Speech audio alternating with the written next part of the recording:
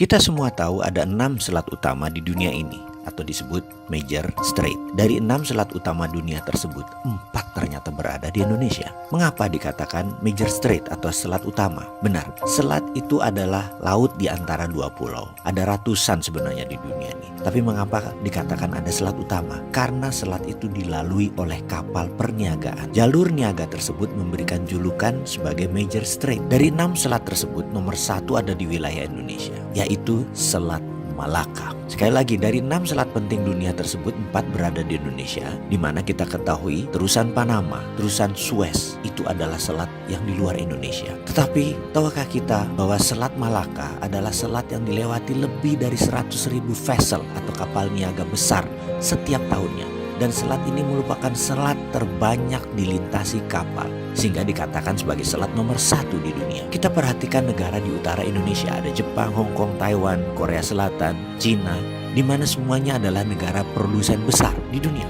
20% vessel mereka ke Amerika Utara, 80% kapal niaga mereka menuju arah Asia Timur, Asia Tenggara, Afrika, dan Eropa. Dan semuanya melalui selat di Indonesia. Bahkan ada 18 juta barel per hari kebutuhan BBM negara utara Indonesia tersebut, di mana 80%-nya disediakan oleh Selat Hormuz, juga melalui Selat Malaka. Australia kalau mengirim barang ke negara utara Indonesia tersebut pasti melewati Selat Lombok dan Selat Makassar. Lalu Indonesia dapat apa sih sebenarnya? Jujur, Indonesia tidak dapat apa-apa dari laut yang dipakai tersebut, dari selat yang dipakai tersebut, tidak dapat apa-apa. Oke, itu masa lalu. Kalau ke depan bagaimana? Bagaimana kalau kita kendalikan selat itu sebagai aset bangsa? Peraturan internasional tidak ada yang mengatur negara archipelago seperti wilayah Indonesia, seperti wilayah negara-negara Pasifik Selatan. Kita peraturan internasional itu selalu mengacu pada aturan kontinental atau daratan. Kita harus ubah wilayah laut selat Indonesia sebagai wilayah Indonesia,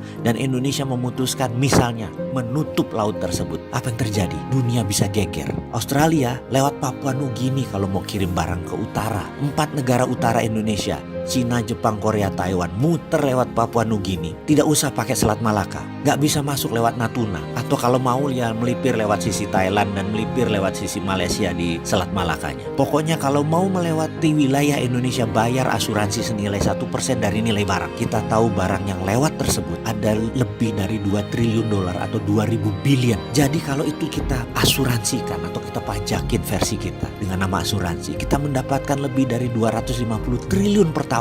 Dan ini untuk devisa negara. Akankah negara adik kuasa seperti Cina dan Amerika marah besar? Pasti. Beranikah kita melawan dan mempertahankan hak kita? Harus berani. Itu namanya revolusi.